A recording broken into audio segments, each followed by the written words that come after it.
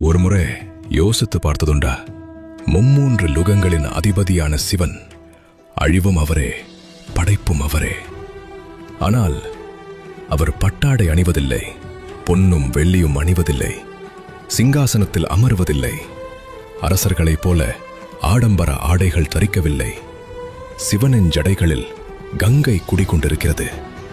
ஏன் தெரியுமா? ஒருவர் உடைந்து போகும் தருணத்தில் அவருள் கருணையே பெருகி ஓடும் என்பதை சிவன் அறிவார். அவரது கழுத்தில் நாகம் உள்ளது. ஏனெனில் தம் பயத்தை அவர் தள்ளிவிடவில்லை, அதை தழுவிக்கொண்டார். உடலில் பூசியுள்ள திருநீரு, இந்த உடல் மண்ணிலிருந்து வந்தது, இறுதியில் மண்ணாகவே மாறும் என்ற உண்மையை நினைவூட்டுவதற்கே. மர நிழலும் சுடுகாட்டும் அவரது வாசஸ்தலம். ஏனென்றால் உலகம் வர அஞ்சும் இடத்தில்தான் சிவன் இருப்பார். அங்காரம் என ஒளிரும் திருவுருவம், ஆனால் உள்ளத்தில் அளவற்ற அமைதி. ஏனெனில் வாழ்க்கையின் அனைத்து அக்கினிகளையும் அவர் தம்முள் ஏற்றுக்கொண்டார். கழுத்தில் விஷம் உள்ளது. ஏன்? உலகமெல்லாம் அமுதத்தை நாடிய போது சிவன் விஷத்தை தம் உள்ளத்தில் ஏற்றார். யாரையும் எரிக்கவில்லை, எல்லோரையும் காத்தார். அவர் வேட்டையாடவில்லை, தியாகம் செய்தார். திரிசூலம் ஏந்துகிறார், ஆனால் தனக்காக ஒருபோதும் அல்ல.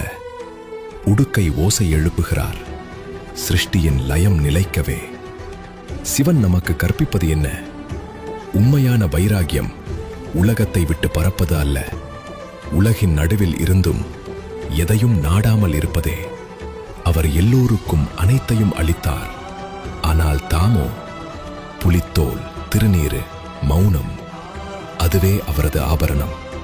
ஏனெனில் அலங்காரம் ஆடம்பரத்துக்காக அல்ல, உறுதியான தீர்மானத்துக்காக இருக்க வேண்டும். தியானமே உண்மையான ஆபரணம். மிக முக்கியமாக, நீ பிறருக்கு அனைத்தையும் கொடுத்துவிட்டால் உனக்கு எதையும் எடுக்க வேண்டியதில்லை. அந்த தருணத்தில் நீயே சிவமாகிறாய்.